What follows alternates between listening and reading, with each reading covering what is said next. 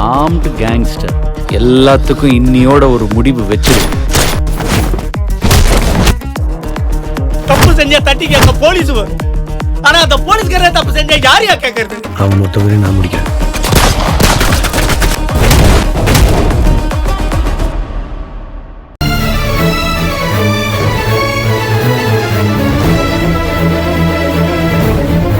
ரோஹிணியோட இந்த கண்ணீருக்கு காரணம் மாப்பிள்ள தானே.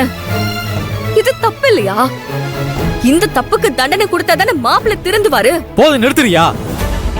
ரோஹிணியோட இந்த கண்ணீருக்கு மாப்பிள்ள தான் காரணம்னு முடிவு பண்ணி அவர் கண்ணுல இருந்து ரத்த கண்ணீர் வர வச்சல உன்ன. பிரபு விடுங்க. இவ சும்மா வீம்புக்கு விதண்டாவாதம் பேசிட்டு இருக்கான். இவகிட்ட இத பத்தி பேசி எந்த பிரயோஜனமும் இல்லங்க. நம்ம நடக்க வேண்டியது என்னவோ அதை பார்க்கலாம்.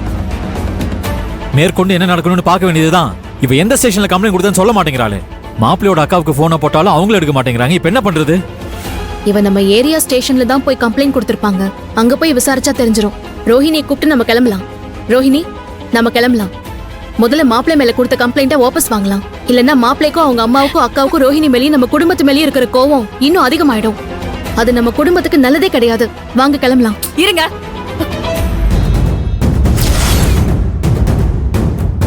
சத்யா, இப்போ உனக்கு என்ன வேணும்? வழியை விடு. இப்போ நீங்க இந்த கேஸ் அவசரப்பட்டு வாபஸ் வாங்க கூடாது. இதுக்கு நான் ஒத்துக்கவே மாட்டேன். ஏய், இதுக்கு ஒத்துக்கிறதுக்கு ஒத்துக்காம போறதுக்கும் நீ யாரு? ரோஹிணிக்கு நீங்க எப்படி ஒரு அண்ணியோ அதே மாதிரி நானும் ஒரு அண்ணி. அண்ணியா? யாரு நீ? அந்த நினைப்பு உனக்கு கொஞ்சமாச்சும் இருந்திருந்தா நீ இப்படி எல்லாம் பண்ணிருப்பியா? அந்த நினைப்பு இருக்கிறதுனாலதான் ரோஹிணியோட வாழ்க்கையை சரி பண்றதுக்காக நான் அதிரடியா மாப்பிள்ள மேல கம்ப்ளைண்ட் கொடுத்தேன். சில நோயை தீக்கணும்னா இந்த மாதிரி எல்லாம் அதிரடி ஆபரேஷன் பண்ணிதான் ஆகணும். அதுக்காக உயிரை கொன்னுட்டு அதிரடி ஆபரேஷன் பண்ணுவியா? அதனால என்ன பிரயோஜனம்? நீங்க தேவையில்லாம பேசிக்கிட்டு இருக்கீங்க. ஏய், உன்கிட்ட இப்ப ஆர்கியூ பண்றதுக்கு எனக்கு நேரம் இல்ல. ஒழுங்கு மரியாதையை வழி விடு. நான் இவ்ளோ தூரம் சொல்றேன், அதுக்கப்புறமும் கேஸ வாபஸ் வாங்குறதுக்கு துடியா துடிச்சிட்டு இருக்கீங்க. சரியான 1 நம்பர் மானம் கெட்டவங்களா இருப்பீங்க போல. ஏய், என்ன சொல்ற நீ? ஏங்க, விடு.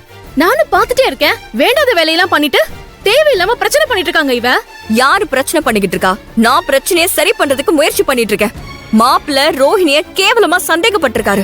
அந்த சந்தேகத்தை சரி பண்ணுனா சட்டப்படி அவர் மேல நடவடிக்கை எடுத்து ஆகணும். நீங்க என்னடானா கொடுத்த கேஸ வாபஸ் வாங்கணும்னு சொல்றீங்க?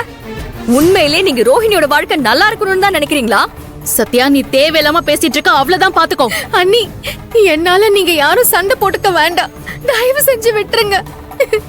என் வாழ்க்கை எப்படியோ கெட்டு போகட்டும். விட்டுருங்க ப்ளீஸ், விட்டுருங்க. ஏ ரோஹிணி, நீ இப்ப எதுக்கு அழற? அழாத.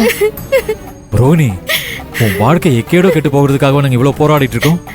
அழாத ரோஹிணி. ரோஹிணிக்கே இந்த கேஸ வாபஸ் வாங்க பிடிக்கல. அதனாலதான் இப்படி அழுதுகிட்டு இருக்கா. சத்யா, வேண்டாம் சத்யா.